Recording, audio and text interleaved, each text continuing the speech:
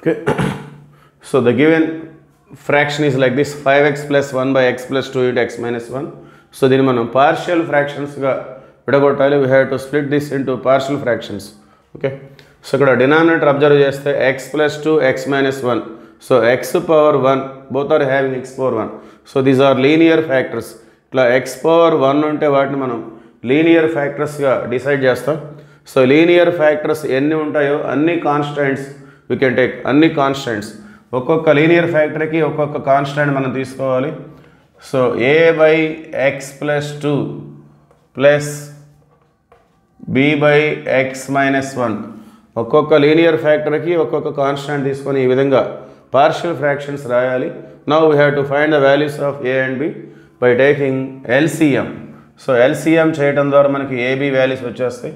So a into x minus 1 plus b into x plus 2 by x plus 2 into x minus 1. Here 5x plus 1 by x plus 2 into x minus 1. Cancel the denominators.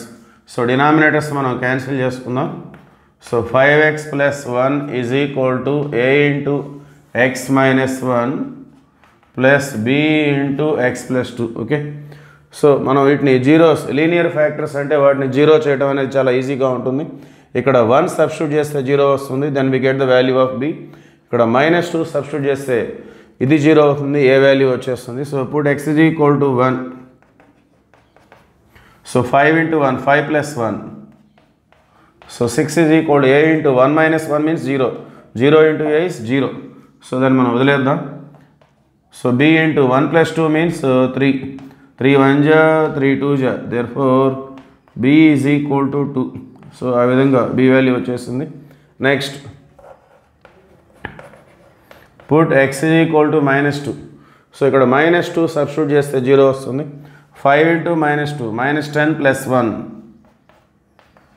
-9, -2 -1 -3, -3a, -2 plus 2 0, 0 into b is 0. So minus minus cancel అవుతుంది. 3 1 ja 3 3 ja, therefore a is equal to 3 we get. Therefore the partial fractions are a by x plus 2, that means 3 by x plus 2 plus b by x minus 1 means 2 by x minus 1.